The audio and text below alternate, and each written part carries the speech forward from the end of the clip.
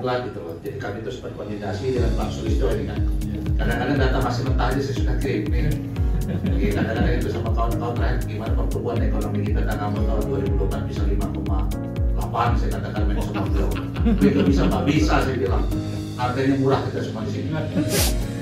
Nah, untuk itu pada kesempatan ini Pak Bupati dan Bapak-bapak kepala dinas bahwa dalam hal penyediaan data untuk kepentingan perencanaan dan evaluasi ini tidak banyak sebenarnya data-data yang disajikan oleh BPS itu yang pengumpulan datanya dilakukan secara langsung oleh BPS. Sebenarnya tidak banyak.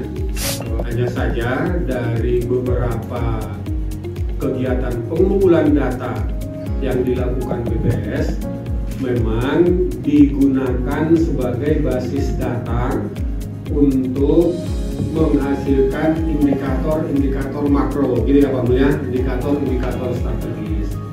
Apakah itu kemiskinan, pengangguran, pertumbuhan ekonomi, dan lain-lain sebagainya.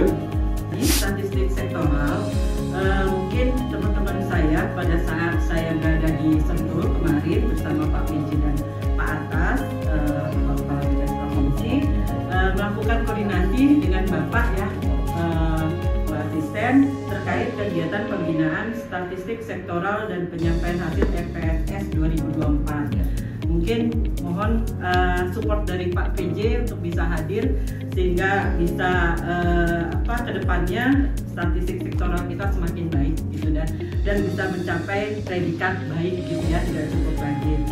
Terakhir mungkin saya mohon support dan kerjasamanya dari Bapak Ibu semuanya sehingga BPS dan pemerintah daerah, khususnya pemerintah daerah Kabupaten Tanggamus bisa bersinergi dengan baik untuk meningkatkan pembangunan di wilayah Tanggamus. Kita sama-sama mengetahui bahwa semuanya kita membutuhkan data. Ya. Data itu adalah simbol kehidupan kalau saya tidak berlebihan. Dengan data kita bisa mulai kehidupan kita, bisa mengambil kesimpulan apa yang harus kita lakukan pagi. Kalau jujur bangun pagi itu saya melihat angka. Melihat angka jam berapa saya harus bangun, belum alarmnya belum. Saya biasa jam 4 pagi. Sebelum jam 1 saya terbangun jam 2, jam 3, ya. Rutinitas lah itu. Kalau sempat, ya melaksanakan kewajiban, selamat malam, kalau tidak ya tunggu subuhan saja. Nah itu angka. Jam berapa saya harus ke kantor juga tidak terlupa semuanya. Nah yang lain, semuanya memang tergantung dengan data. Termasuk di awal bulan dan akhir bulan, tidak gaji dan tunda rekening. Itu selalu dilihat mengecekkan itu karena ini data dan fakta. Bagaimana data itu menjadi suatu evidence, menjadi fakta bagi pemerintah sendiri, itu sangat dibutuhkan dalam pengambilan kebijakan. Karena semuanya bersumberkan BPS.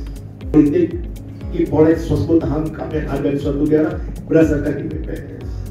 Apalagi masalah ekonomi, ini yang paling utama. Masalah ekonomi itu mencerminkan tata kelola negara, pemerintah itu dari data ekonomi. Demikian juga data pembangunan sosial, ya. Memang semuanya itu bersumber BPS. Ini segalanya lah sebenarnya kalau BPS itu menjadi landasan tolak ukur berapa nanti kebutuhan energi yang bisa diwujudkan untuk pembangunan.